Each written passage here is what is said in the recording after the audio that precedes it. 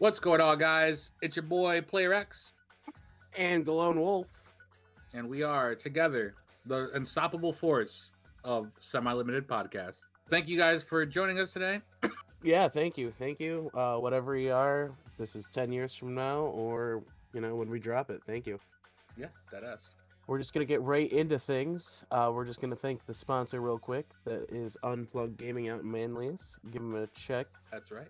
We'll have a link down below for their Discord, yada, yada, yada, all that stuff. You know the stuff, guys. Shameless plugs. Shamelessly. Yep. We're going to get into a long overdue talk, and that's Time Wizard format. It's becoming way more popular. It's getting some steam. I recently tried it out. I dabbled. I lost my virginity.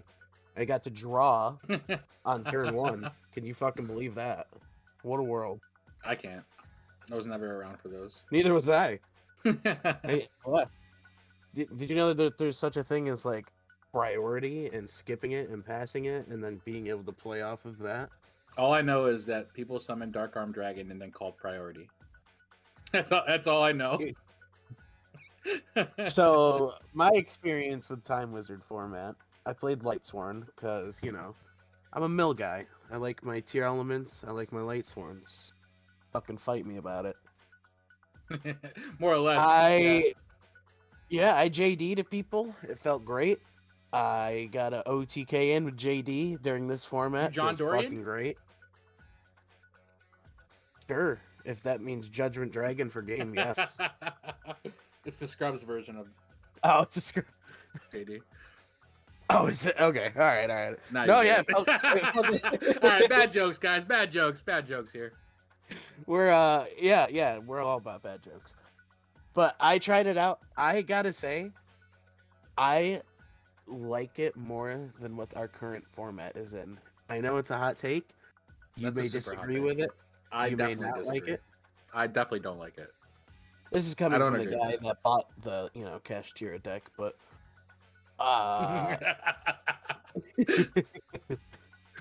I just This is coming from the guy who bought a Castier deck and has been topping locals since he bought that deck. Yeah, I've been MIA. I'm not gonna lie. The format's just been feeling pretty dry to me. I don't know why. You know, it's funny. Me and Brennan were just talking about that too. He's one of those people who feel as though like if there's a lot of decks in the format, then it's hard to play competitively because there's not a fine-tuned amount of decks to kind of like play against or like think about and play test or against. Whereas I'm the exact opposite, and I like it when there are more decks in the format than one or two because I like variety. I like being able to go to a tournament and not play against the same fucking deck 8 rounds in a row.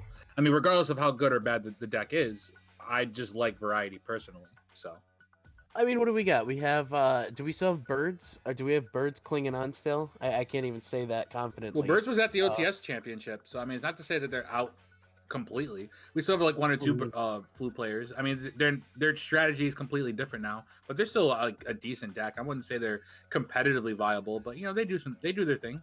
They're very consistent on what they do. Someone would be at a big tournament just to shit on the pole, is what you're saying. We got a few birds there. Yeah, more or less. We'd have some bird gang. gang. Yeah. Not bird up, Okay. bird gang.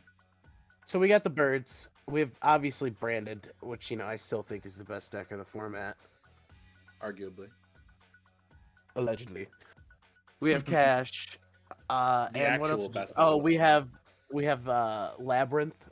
Yeah, Labyrinth, their trap tricks. $30 in a dream is fucking real, dog.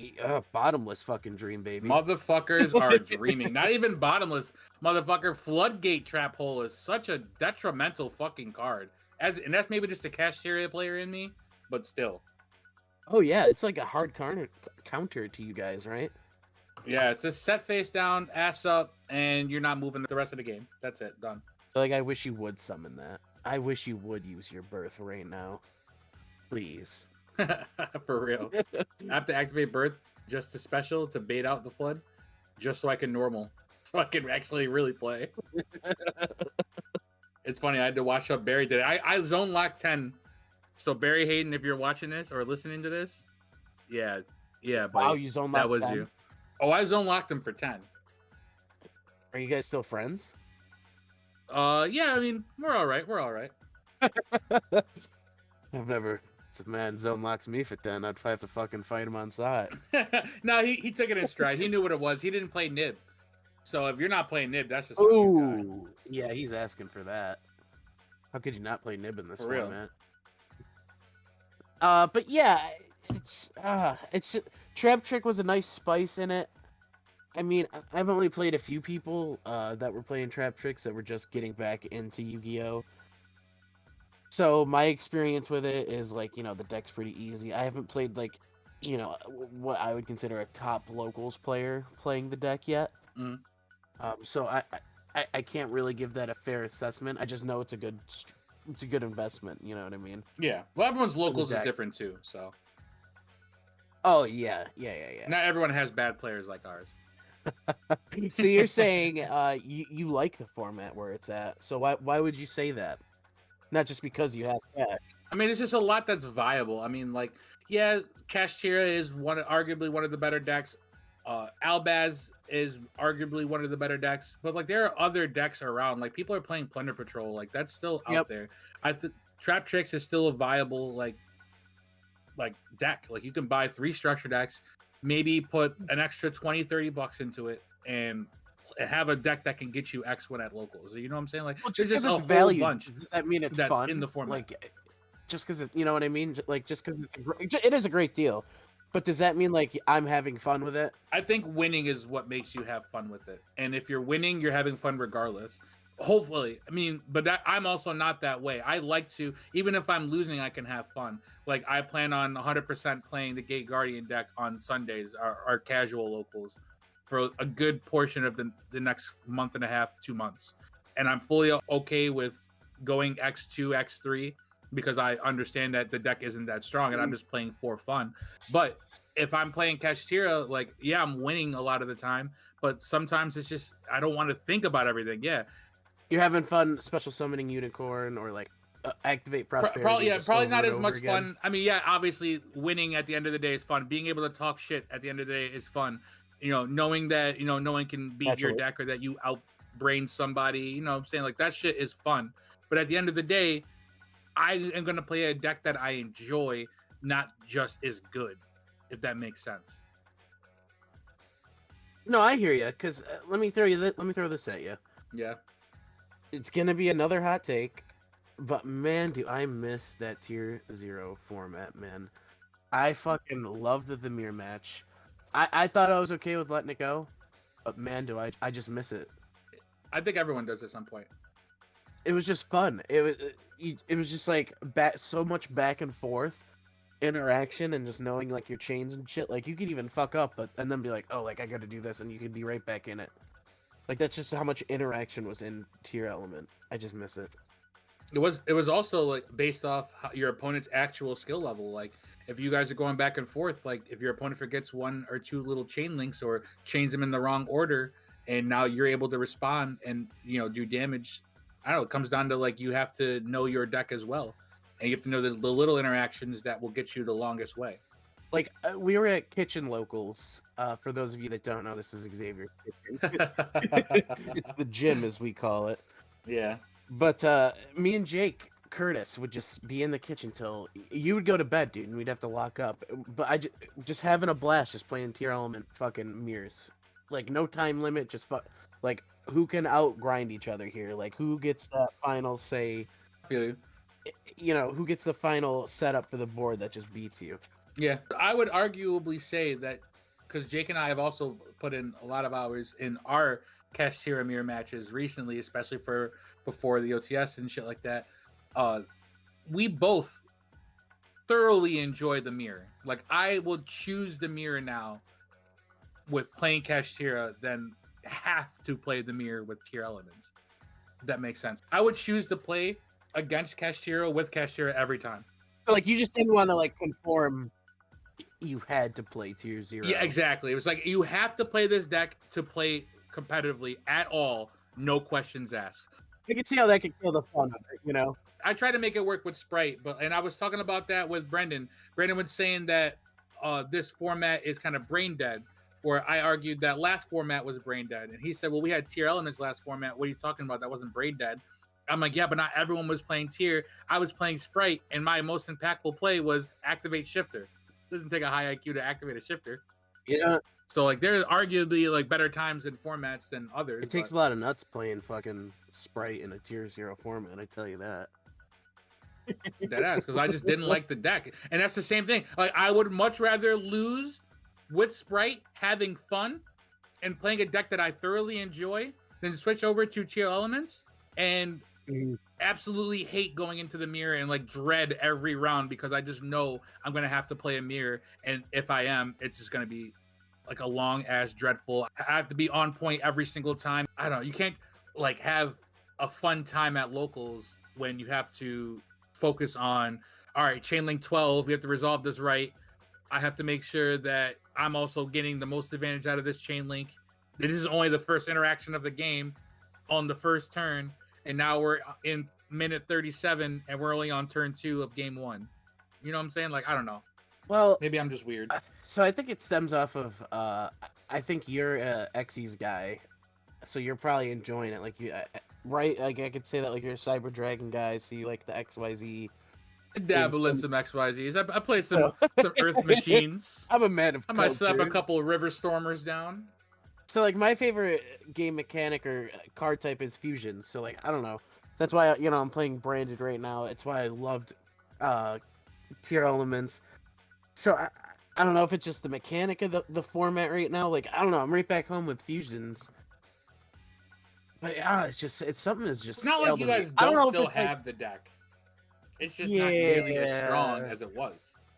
I'm a meta sheet. So, but that kind of argues my point. So, like, if you love tier, no matter how good the deck was, you'd play tier or you'd make it work. You know what I'm saying? However janky you could. No, but so I don't. That love would be tier fun like to that. you. I don't like tier like. Well, all right, there you go.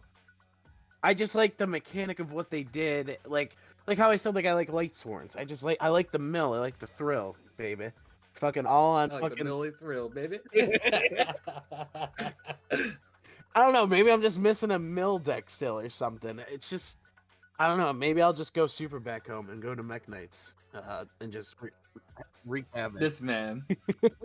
He said fucking Abram But I'm at the point where like no, purple's bay.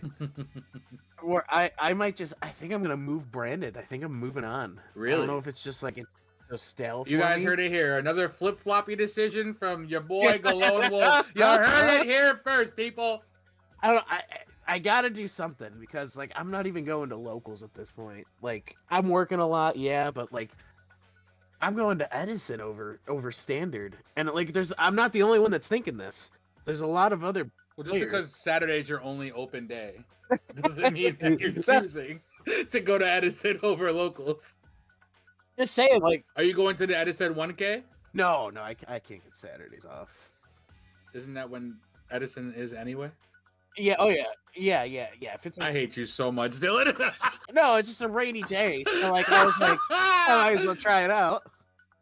I can't get Saturdays off, but I've gone to every other Edison. Well, like even like I'd pop in for trades on Thursdays, and Noah would be there, just giving me that smirk, like, "You want to play some Edison?"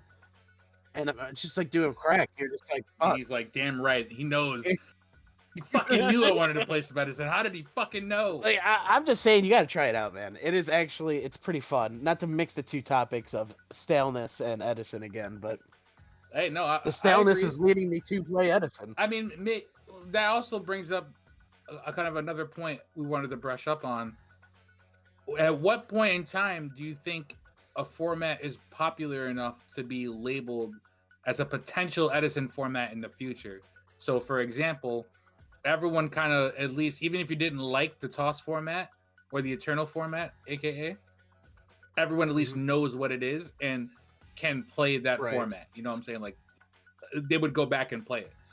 But that's not an official Time Wizard format. So, like, what would it take for it to become an official Time Wizard format? Like, how big of a format would it have to be for it to be labeled as an Edison format to Konami?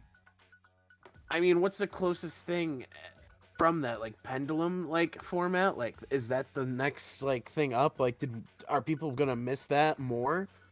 Or are they gonna skip that and go to? I mean, what was the next big format? Like zoo format? Yeah, Pepe Zoo.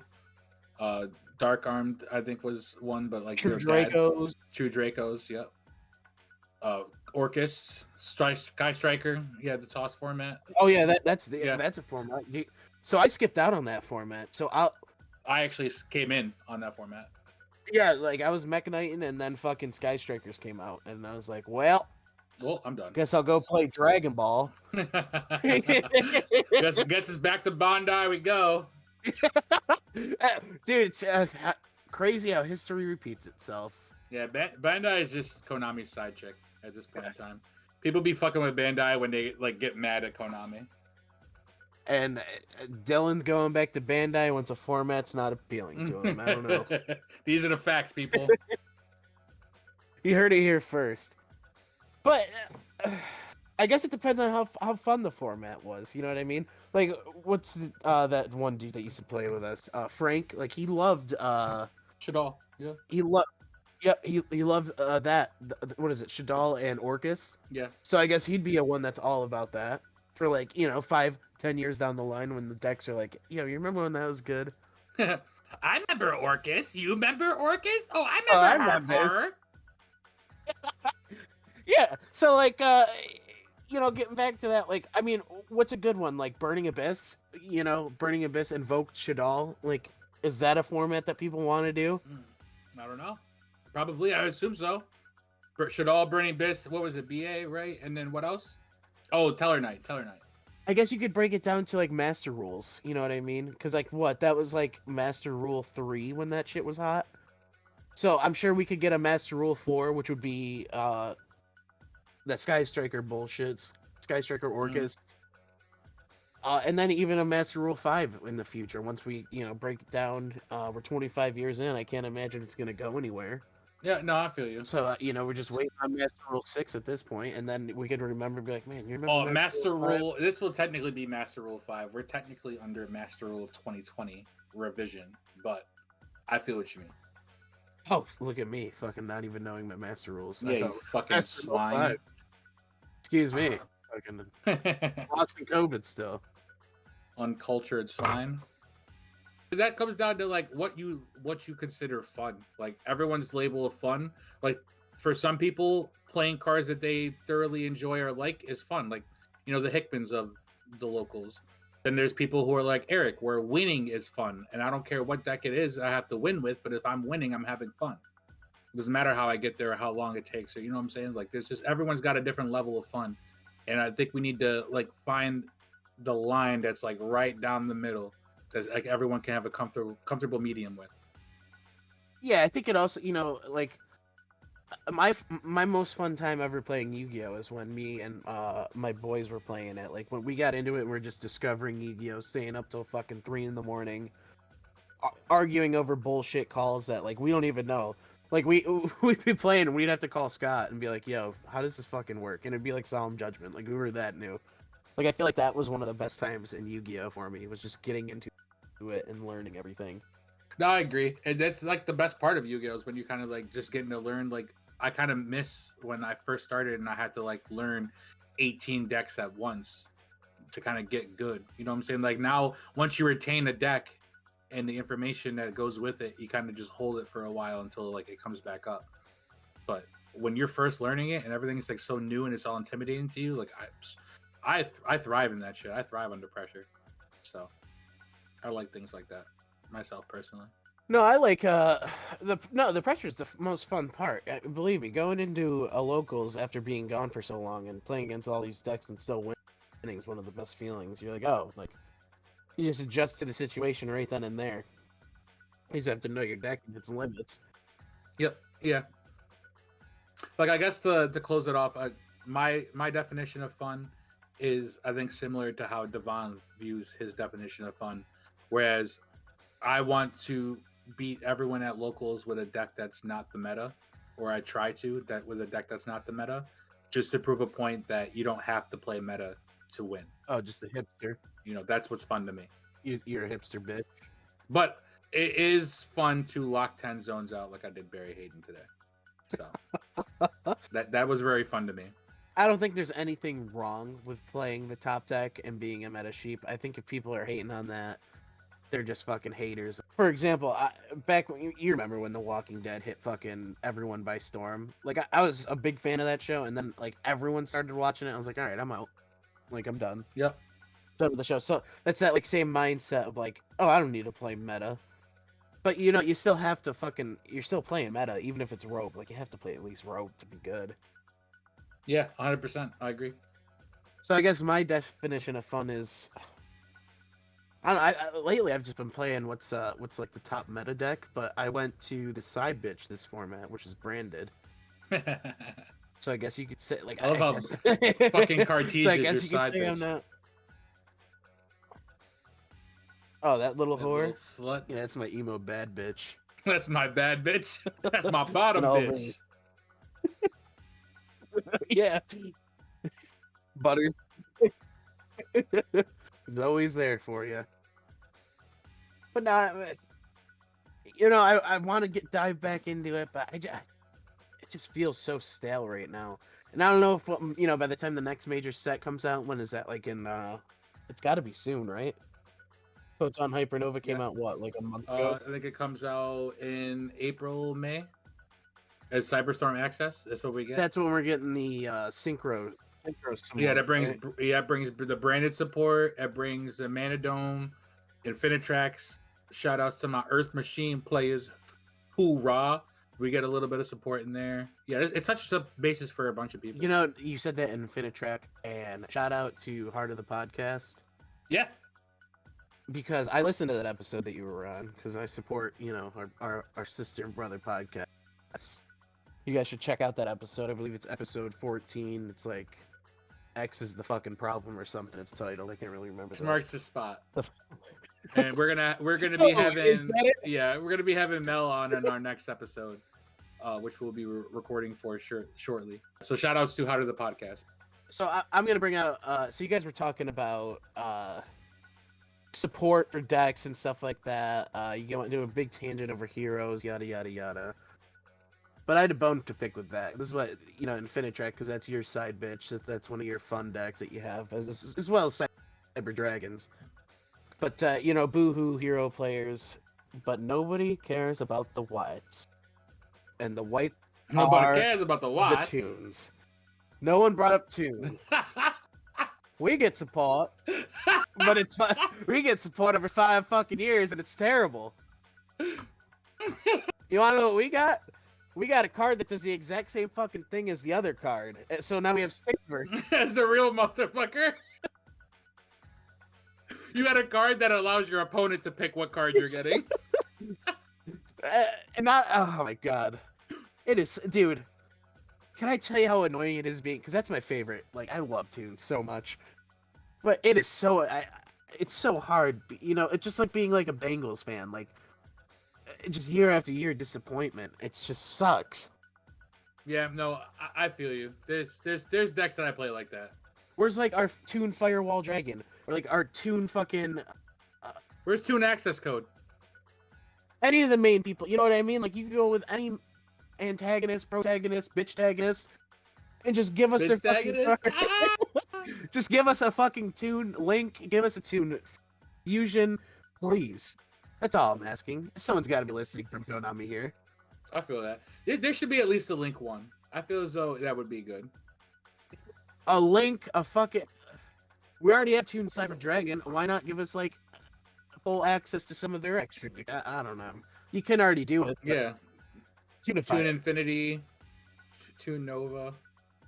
Like, yeah, we have Comic, yeah, but so we can steal shit and it becomes a Toon, but at what cost? Yeah, but you gotta have Toon World. Yeah, and then and Toon Kingdom can only do so much. We have 1 protection and Toon page flipper bookmark. Yeah, the bookmark, I think it is. Yeah, it's bookmark. It's just it hurts. I wish I could have got in with that conversation with you guys, because I would have been talking all my shit about Toons and how much they deserve support. You're still getting monsters that like Toon Harpy Lady. Like, what the fuck, bro? Like, that should have been out 10 years ago, and we're getting it in, what was it, 2019? Yep. I think 2020, like latter end of 2020. 2020, yeah, whatever.